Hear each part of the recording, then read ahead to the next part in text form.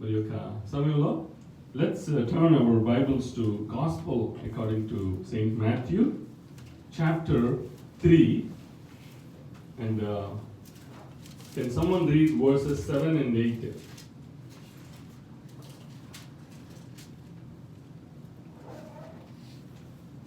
Matthew chapter 3 verses 7 and 8.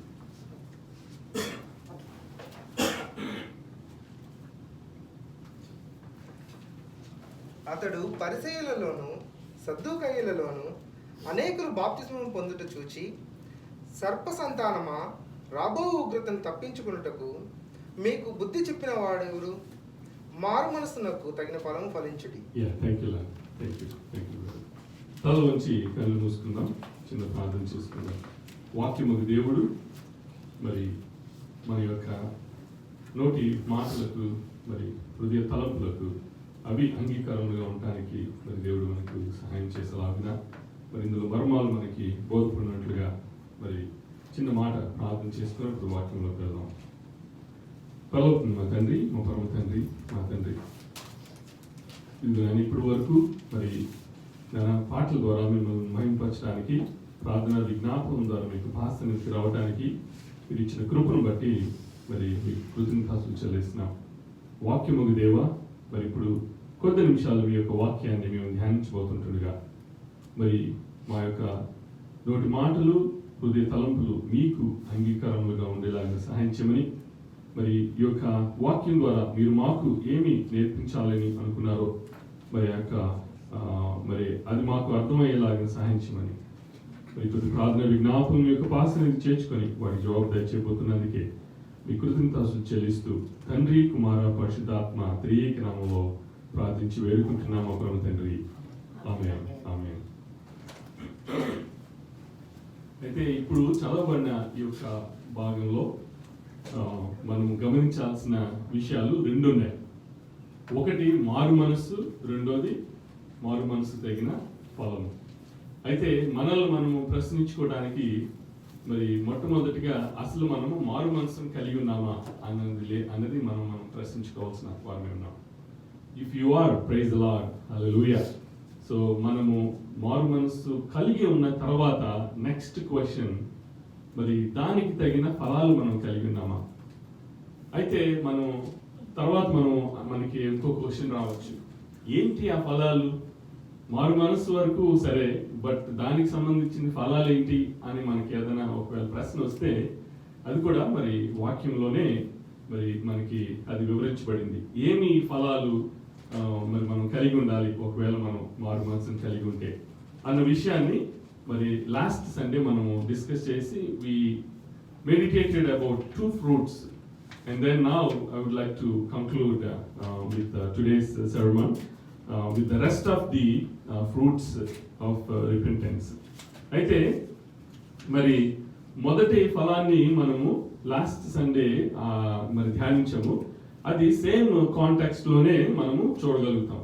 So ఇందాక brother చదివిన 7th verse మనం చూసినట్లయితే, అతడు పరిసయ్యుల్లోను సద్దూకయ్యుల్లోను అనేకులు బాప్తిసం వచ్చుట చూచి, సర్ప సంతానమా, రాబోవు ఉగ్రత నుండి మరి తప్పించుకున్నటకు మీకు బుద్ధి చెప్పిన వాడెవడు?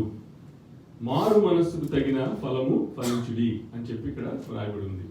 అయితే బేసిక్ గా బాప్తిసం ఇచ్చి యోహాను ఎవరితో మాట్లాడుతున్నాడు? ఫారిసీస్ అండ్ సాడ్యూసీస్, పరిసయ్యులు, సద్దూకయ్యులు. వాళ్ళు ధర్మశాస్త్రంలో ఆరితేరిన వారు. వాళ్ళతో అంటున్నాడు బేసిక్ గా సర్ప సంతానమా అంటే బేసిక్ గా పాము పిల్లలారా అని అంటున్నాడు ఇండైరెక్ట్ గా.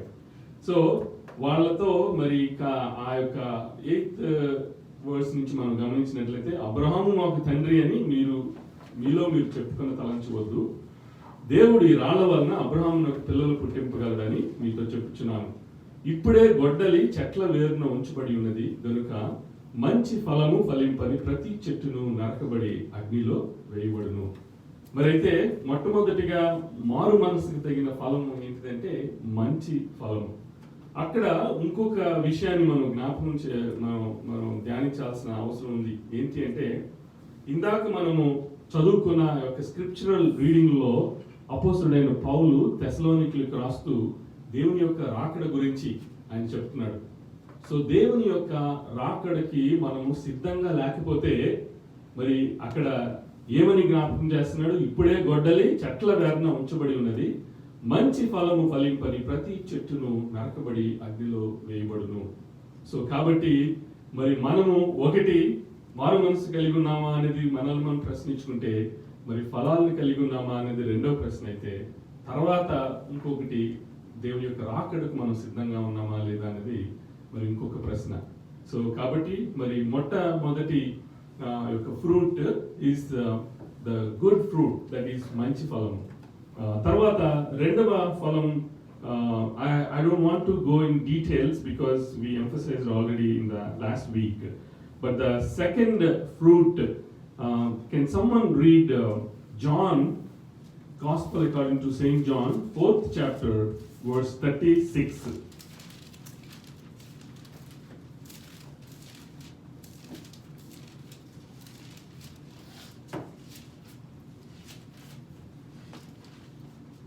John 4:36.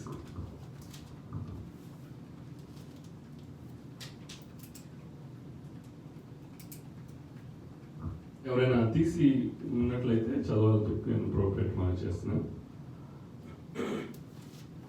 Even now the one who reaps draws a wage and harvests a crop for eternal life, so that the sower and the reaper may be glad together. Thank you నాయనా. So అందులో మనము గమనించిన రెండవ ఫలము fruit for eternal life. అంటే మనము సెక్యులర్గా మనము successful అవ్వచ్చు, మరి ఎన్నో అవార్డ్స్ తెచ్చుకోవచ్చు, బట్ కానీ మరి దేవుని యొక్క రాకడలో తర్వాత మనము యాక్చువల్గా నిత్యరాజ్యంలో సో బయటికి కనిపించేది కొంచెమే అన్నట్లుగా, ఈవెన్ ద ఐస్బర్గ్ మనం ఓన్లీ చిన్న టిప్ ఆఫ్ ది ఐస్బర్గ్ ఒకటే చూడగలం, దాని కింద ఎంతో ఉంటుంది. అట్లాగే even the submarine also we can only see the top portion, but under water చాలా ఉంటుంది. సో అట్లాగే మనము ఈ కార్నల్ లైఫ్, ఈ లోకంలో జీవితం అనేది చాలా చిన్నది. అసలు 100 years బతకడమే చాలా ఎక్కువ. కానీ ఈవెన్ ఓకే 100 years బతికావు, తర్వాత ఏంటి? ఒకవేళ నీకు ఆఫ్టర్ లైఫ్ అనేది లేకపోతే ఎందుకు ఇన్ని ఇయర్స్ బతికి ఏం సాధించాం? సో బట్ అందుకనే మనకి కావాల్సింది ఫ్రూట్ ఫర్ ఇటర్నల్ లైఫ్ కావాలని చెప్పి అక్కడ వాక్యం తెలియజేసింది. అంటే నిత్య జీవార్థమైన ఫలము. విత్తువాడును కోయువాడును కూడా సంతోషించినట్లు కోయువాడు జీతం పుచ్చుకొని నిత్య జీవార్థమైన ఫలము సమకూర్చుకుంటున్నాడు. సో ఆ యొక్క రెండు ఫలాల గురించి మనము మరి లాస్ట్ సండే ధ్యానించాము. Now we are going to meditate upon 3 more మరి ఫ్రూట్స్. మరి మూడవ ఫలంగా, మారు మనసుకు సంబంధించిన ఫలంగా మరి let's turn our Bibles to 2 Corinthians chapter 9 verse 10.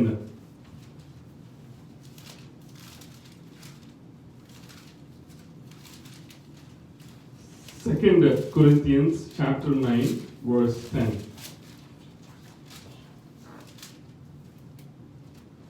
ఎవరైనా తీసిన వారు చదవాలని చెప్పి నేను మనం చేస్తున్నాను. 2 Corinthians chapter 9 verse 10. Now he who supplies seeds to sower and bread for food will supply and multiply your seed for sowing and increase the harvest of your righteousness. Thank you brother Kiran.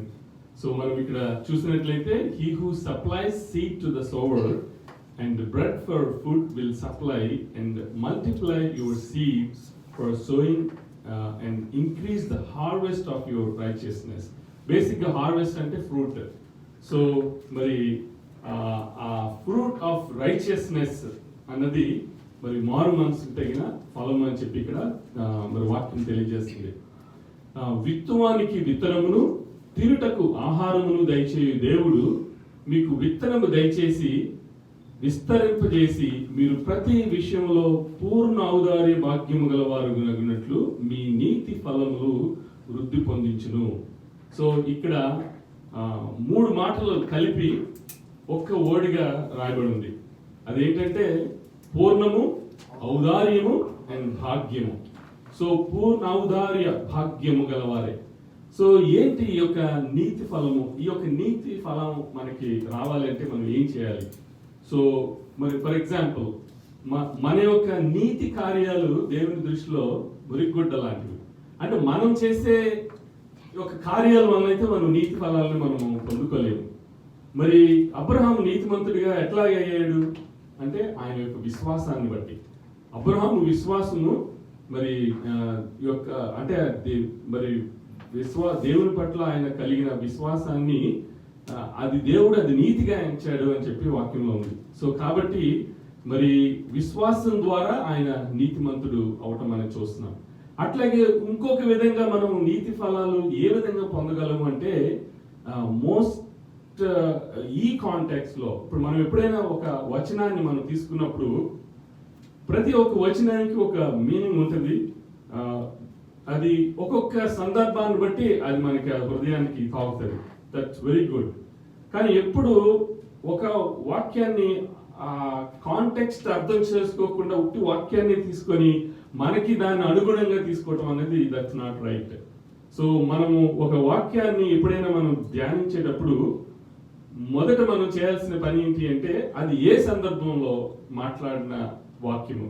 ప్రభువైన యేసుక్రీస్తు మాట్లాడారా, పరిశుద్ధాత్మ దేవుడు శిష్యులను ప్రేరేపించి ఆయన ద్వారా మాట్లాడారా? ఒకప్పుడు ఆరకల్స్ అంటే దేవుని యొక్క వాక్కు ప్రవక్తలకు అందిస్తే ప్రవక్తలు తీసుకొచ్చి ప్రజలకు అందించేవారు. సో అయితే ఆ యొక్క ఏ కాంటెక్స్ట్ లో అది వ్రాయబడింది అన్నది మనం తెలుసుకోవటం అనేది చాలా ముఖ్యం.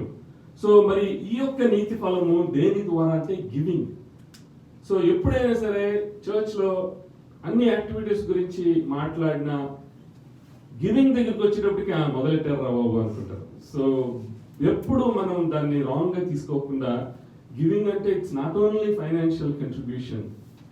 నీ యొక్క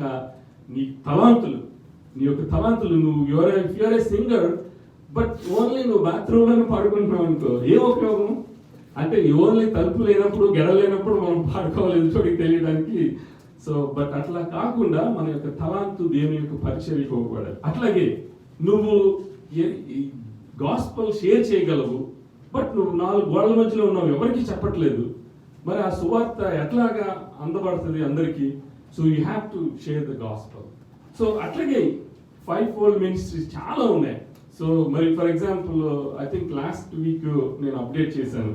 so I got the training for prison ministry for 3 Saturdays to go and spend the whole weekend from Thursday to Sunday in a Briscoe prison. Because of this pandemic, all the meetings cancelled. We cannot go see the men in white ante prisoners మనం చూడడానికి లేదు అందుకని. But last Saturday what they did, అందరినీ మళ్ళా ఒకసారి regather చేసి we all wrote letters.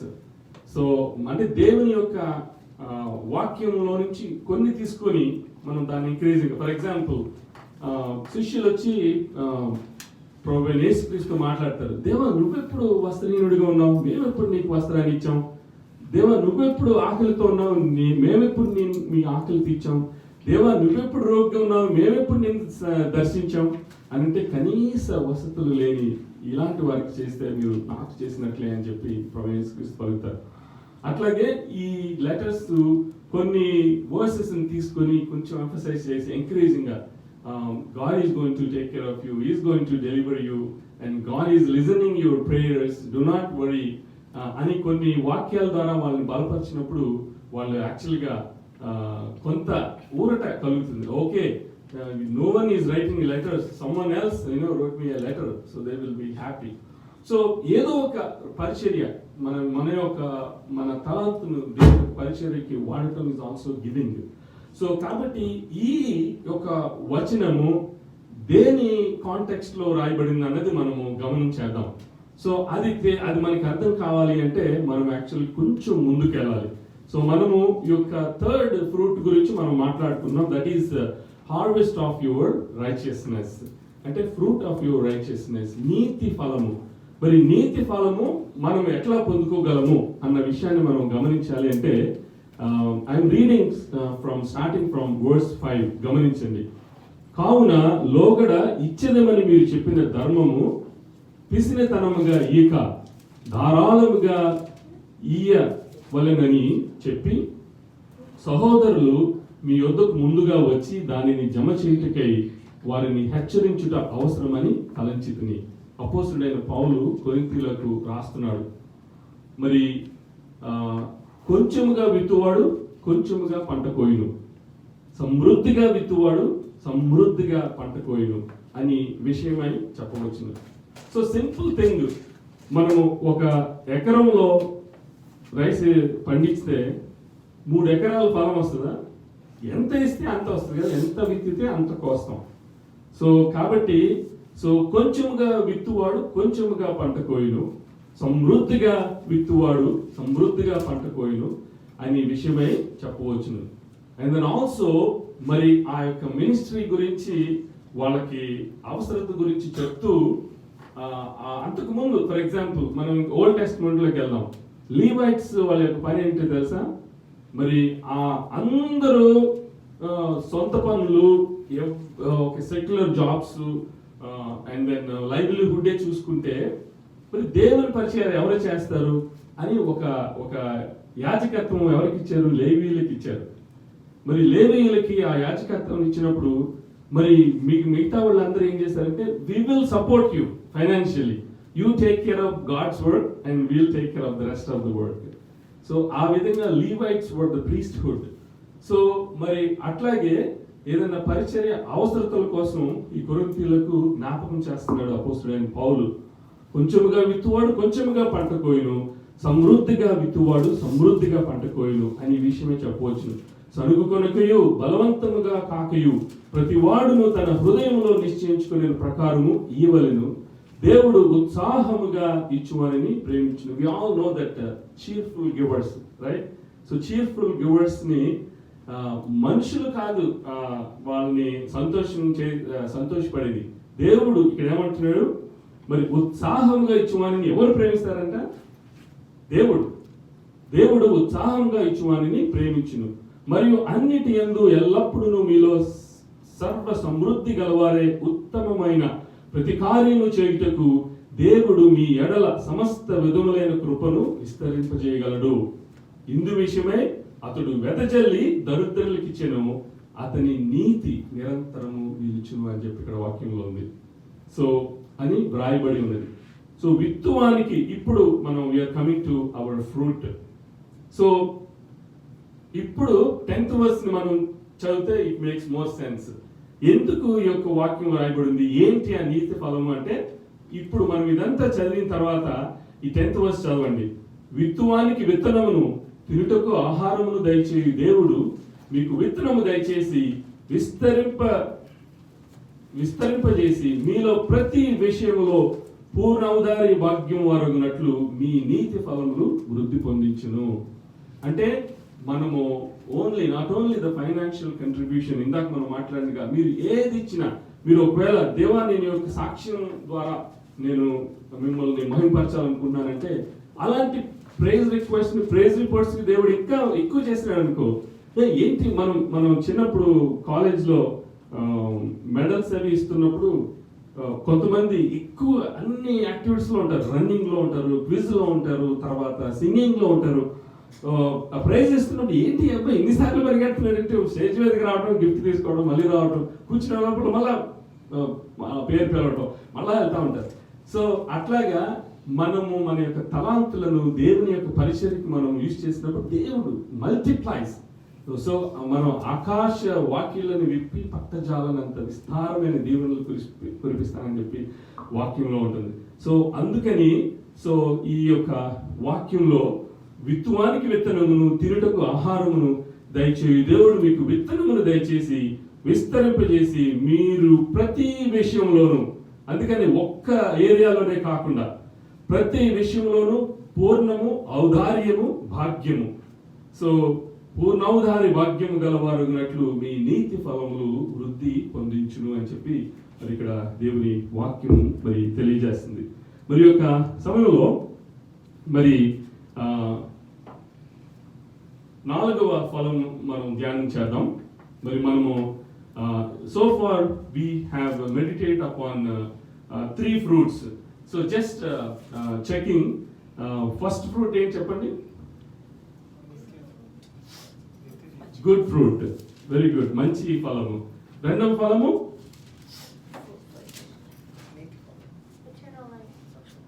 Fruit of eternal life, very good, నిత్య జీవార్థమైన ఫలము, fruit for eternal life. And then the third one is fruit of righteousness, నీతి ఫలము. అయితే ఒకసారి ఒక పాస్టర్ గారు వాక్యం చెప్తూ ఆయన సీరియస్గా వాక్యంలో నిమగ్నం అయిపోయి చెప్తుంటుంటే కొంతమంది ఫ్యూస్లో కూర్చున్న వాళ్ళు ఇట్లా తూలుతా ఉన్నారంట. తూలుతా ఉంటే అప్పుడు ఈయన ఊరికి టెస్ట్ చేద్దాము ఎంతవరకు వింటున్నారని, పరలోక రాజ్యంలోకి ఇష్టం లేని వాళ్ళు, వెళ్ళటానికి ఇష్టం లేని వాళ్ళు చేతులు ఎత్తండి అనగానే ఒక ఆయన నిద్రపోతే పరలోక రాజ్యానికి వెంటనే చేయటం. అంటే పరలోక రాజ్యానికి వెళ్ళకూడదు అనుకున్న వాళ్ళు చేతులు ఎత్తండి ఈయన ఎత్తాడు. ఆయన పరలోక రాజ్యం అన్నాడు కదా, ఓకే. అట్లాగే ఒక పాస్టర్ వాక్యం చెప్తున్నప్పుడు ఫ్రంట్ రోలో కూర్చుని ఒక ఆయన ఎప్పుడు నిద్రపోతా ఉంటాడంట. జస్ట్ ఇట్లా వాక్యం స్టార్ట్ అవ్వగానే ఇంకంతే. అయితే ఈయనకి పోన్లే బాగా టైర్డ్ అయిపోయి ఉంటాడులే అని చెప్పి అనుకున్నారు. అయితే ఎవ్రీ సండే ఇదే జరుగుతూ ఉంది. ఇట్లా ఏంటి నాకు డిస్కరేజింగ్గా ఉంది, ఇట్లాగా ఇలా కాదు అని చెప్పి ఒక చర్చ్లో ఒక చిన్న పిల్లోడిని తీసుకొచ్చి నువ్వు ఓ పని చేయి, ఆయన పక్కన కూర్చో, నువ్వు ఎప్పుడైనా వాక్యం స్టార్ట్ అవ్వగానే కొంచెం నిద్రపోతున్నాడు అనుకో, గిల్లేసే, నేను నీకు ఎవ్రీ సండే 5 రూపీస్ ఇస్తాను అన్నాడంట. అంటే అట్లాగే 3 వీక్స్ చేశాడంట. అమ్మా, హీస్ హ్యాపీ. ఎందుకంటే ఆయన వాక్యం స్టార్ట్ అయినా కూడా ఆయన ఏమి జోగట్లేదు, నిద్రపోవట్లేదు, హ్యాపీగా ఆయన గిచ్చుతున్నాడు. సో సెట్ అయిపోయింది. 4th సండే వచ్చినప్పటికి మళ్ళీ స్టార్ట్ చేశాడంట, మళ్ళీ నిద్రపోతున్నాడంట. ఇదేంటబ్బా, ఇతనికి నేను ఆల్రెడీ కాంట్రాక్ట్ పెట్టుకున్నాను కదా, మరి ఏమైంది అని చెప్పి చర్చ్ సర్వీస్ అయిపోయినాక మళ్ళీ పిల్లల్ని తీసుకొచ్చి, ఏంటి బాబు నీకు ఎవ్రీ టైం 5 రూపీస్ ఇస్తున్నాను కదా, ఆయన లేపమని అంటే లేపొద్దని 10 రూపాయలు ఇచ్చాడు. సో ఆల్రెడీ ఆయన అరేంజ్మెంట్స్ ఆయన చేసుకున్నాడు అనమాట. సో అట్లా మరి ఈ యొక్క సమయంలో మనము 4th ఫ్రూట్ ఏంటి అనేది మనము గమనిద్దాం. Let's turn our Bibles to Hebrews 12th chapter verse 11.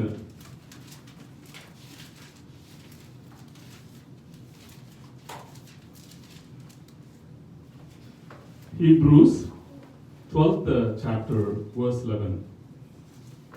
ఎవరైనా తీసిన వాళ్ళు ఉంటే చదవండి.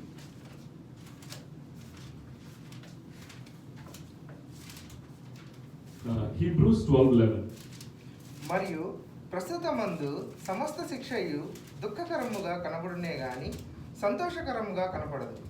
అయినను దాని యందు అభ్యాసము కలిగిన వారికి అది నీతి యందు సమాధానకరమైన ఫలమిచ్చును.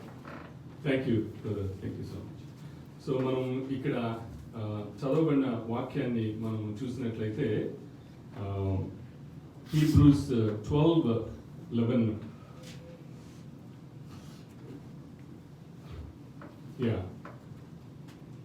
For the moment all discipline seems painful. ఎవరైనా సరే డిసిప్లిన్ చేస్తుంటే అమ్మయ్యా నాకు ఇప్పుడు హ్యాపీగా ఉందని అనుకోరు, రైట్? డిసిప్లినింగ్ అంటేనే బూట్ క్యాంప్ అంటే ఎట్లా ఉంటుంది, నా వల్ల కాదు బాబు అని చెప్పి పరిగెత్తి వెళ్ళిపోయేలా ఉంటాయి బూట్ క్యాంప్స్. సో ఎప్పుడైనా సరే ఆ యొక్క discipline sometimes it is painful, but only at that moment. కానీ దాని తర్వాత మనం నేర్చుకున్నాక we will be experts, right? ఏదైనా సరే ప్రతి వారికి ఒక లెర్నింగ్ కర్వ్ ఉంటుంది కదా. ఈవెన్ మనం కొత్తగా జాబ్లో జాయిన్ అయినప్పుడు అన్ని మనకేం రావు, but slowly we learn and then after you gain experience, people will come to you. Hey, how did you figure it out? How did you do this? Then we will be like go-to person. So, kabatti mari ee starting lo etla untadi, for the moment all discipline seems painful rather than pleasant, but later it yields the peaceful fruit of righteousness to those who have been trained by it. మరియు ప్రస్తుతమందు సమస్త శిక్షయు దుఃఖకరముగా కనబడునే గాని సంతోషకరంగా కనబడదు. అయినను దాని యందు అభ్యాసం కలిగిన వారికి అది నీతి అను సమాధానకరమైన ఫలం ఇచ్చును. ఒకటి ఇందాకది ఫ్రూట్ ఆఫ్ రైచియస్నెస్, నీతి ఫలం అయితే ఇది నీతి ద్వారా వచ్చే సమాధానకరమైన ఫలం. So will get piece through that righteousness. So నీతి అను సమాధానకరమైన ఫలం. అయితే ఇక్కడ అభ్యాసము అని ఉంది. అభ్యాసము అనేది ఒకసారి ఊరికినే నోవెల్ రీడింగ్ చేస్తే దాన్ని అభ్యాసం అనరు, రైట్? మనం దాన్ని వచ్చేలాగా చదివితే దాన్ని అట్లీస్ట్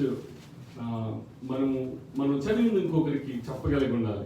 అట్లాగే సేమ్ థింగ్ మనకి ఓకే, నేను నా బైసెప్స్ నేను ఇంప్రూవ్ చేయాలనుకున్నాను, డంబెల్ తీసుకున్నాను, నేను ఒక 10 చేసి బాబు చాలా కష్టంగా ఉంది, నా వల్ల కాదని పక్కన పెట్టానంటే నా బైసెప్స్ వెంటనే డెవలప్ అయిపోతా? No, it needs some training, right? So exercise.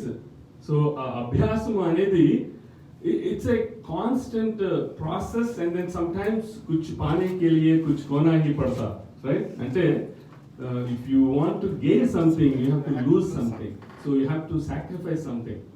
So kabatti mari for example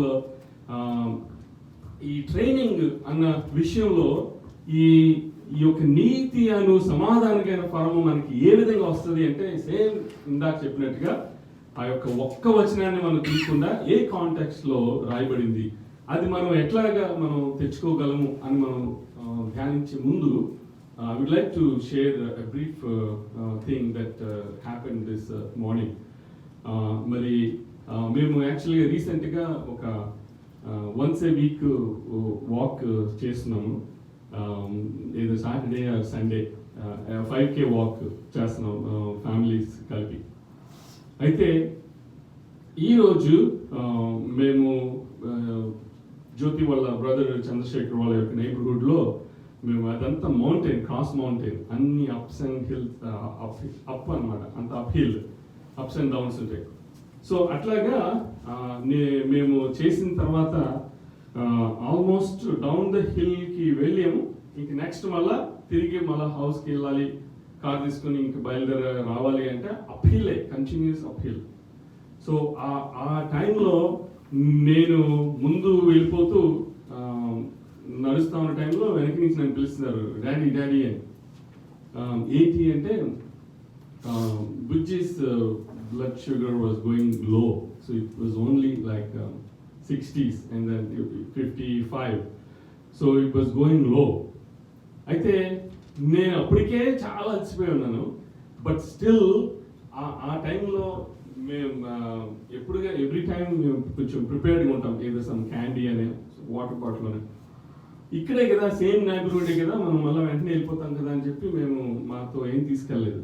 so ఎప్పుడైతే తన యొక్క బ్లడ్ షుగర్ లో అయిపోతుందో, ఇంకా ఆ స్టార్టింగ్ పాయింట్ నుంచి అప్ హిల్ వరకు నేను పరిగెత్తుకొని రన్ చేస్తానే వెళ్ళి ప్లాన్ ఏంటి అంటే వెళ్ళి కార్ తీసుకుని వచ్చి బుజ్జిని పిక్ చేసుకొని మళ్ళీ ఇంటికి వెళ్తే, so that he can eat some sugar, some candy అని. అయితే అంటే ఆ టైంలో నేను అది ఎందుకు చెప్తున్నానంటే, అప్పటికే నా థ్రెషోల్డ్ అయిపోయింది, నేను ఇంకా ఓన్లీ అప్హిల్ కాబట్టి నడవటమే అనుకున్నాను. అలాంటి టైంలో మరి రొప్పటం అంటే తెలుసు కదా, గాలి ఆడట్లేదు అన్నమాట. అయినా ఒకవేళ ఆగిపోతే ఇంకా ఫర్దర్ లో అయిపోద్దేమో అంటే, it's not completely life threatening, but just అలాంటి సిచ్యుయేషన్ వస్తే 911కి కాల్ చేయాలి. కానీ ఆ టైంలో అక్కడ జ్యోతి ఉంది, మమ్మీ ఉంది, సో సమ్ కంఫర్ట్, మమ్మీ నా పక్కనే ఉంది అని. తర్వాత ఇంకొకటి పీడియాట్రిషియన్ ఉంది పక్కనే, మరి సౌజన్య వాళ్ళ చెల్లి సౌమ్య ఈజ్ అ పీడియాట్రిషియన్. ఎవరు ఏమున్నా వెంటనే అయితే టేక్ కేర్ చేయలేదు. అప్పుడు ఆ టైంలో మరి మనకి he needs to eat some sweet sugar.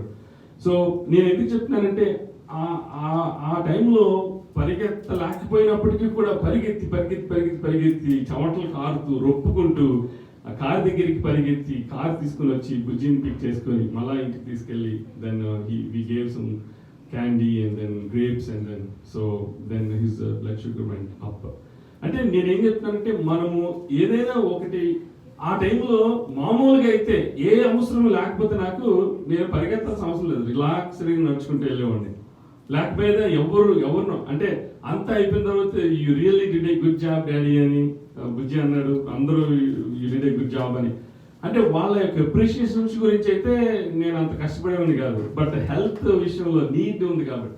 So మనకి ఎప్పుడైనా సరే అందుకని గురి అనేది ఒకటి ఉంటే, పౌలు అంటాడు కదా, నేను గురి వద్దకే పరిగెడుతున్నాను.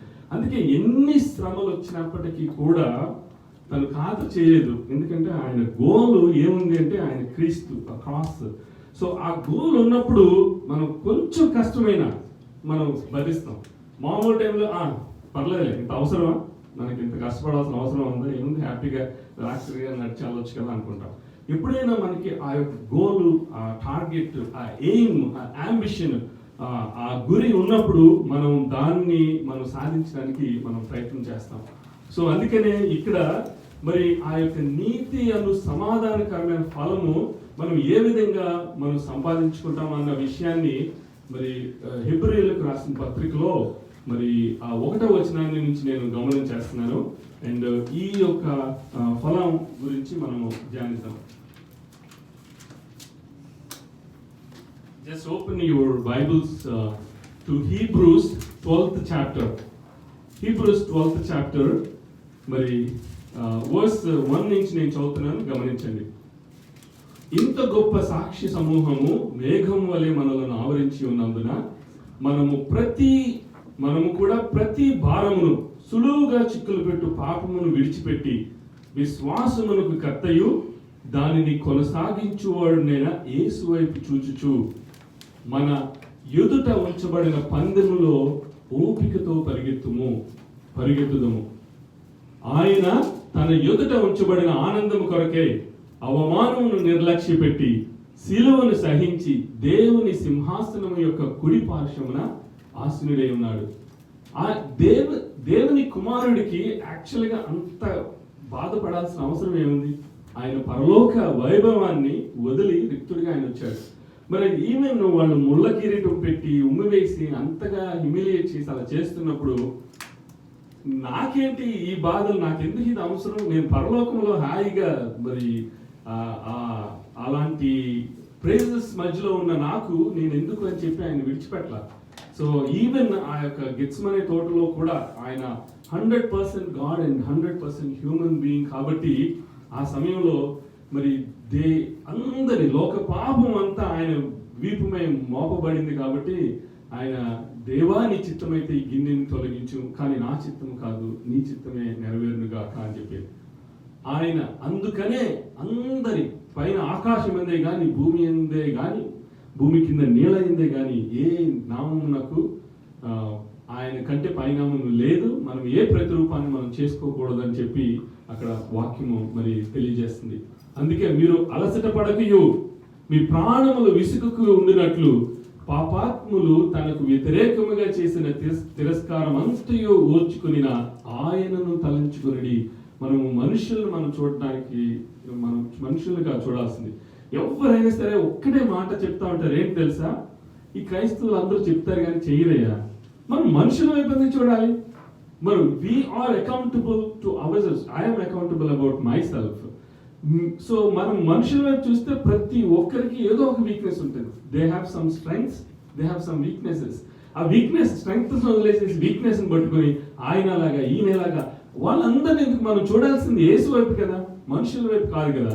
సో మనం అందుకనే ఇక్కడ ఏం చెప్తున్నాడు, మీరు అలసట పడకయు మీ ప్రాణములు విసుగుకుండునట్లు పాపాత్ములు తనకు వ్యతిరేకంగా చేసిన తిరస్కారం అంతయు ఓర్చుకుని ఆయనను తలంచుకొనుడి. మీ పాపముతో పోరాడుటలో రక్తము కారునంతగా ఇంకా దానిని ఎదిరింపలేదు. మనం సమ్ టైమ్స్ చాలా కష్టంగా ఉందబ్బా, నా వల్ల కాదు, నేను చేయలేకపోతున్నాను, maybe I want to give it up అని చెప్పి మనం ఒక్కొక్కసారి కొన్ని things we give up to. But ఆ టైంలో సో దేవుడు ఒక మాట అంటాడు, ఏంటి అంటే మీరు అంటే మీ శక్తికి మించే మీరు కష్టపడుతున్నారు కానీ అంతకంటే మీరేమీ కష్టపడలేదు, అయినా కూడా అందులో నుంచి కూడా బయటకు తీసుకొచ్చే ఉపాయాన్ని కూడా నేను మీకు దయచేస్తున్నానని చెప్పి ఒక మాట ఉంటుంది. సో అందుకనే ఆయన మీరు పాపంతో పోరాటంలో రక్తము కారునంతగా ఇంకా దానిని ఎదిరింపలేదు. మరియు నా కుమారుడా, ప్రభు చేయు శిక్షను తృణీకరించకము. ఆయన నిన్ను గద్దించినప్పుడు విసుకకము.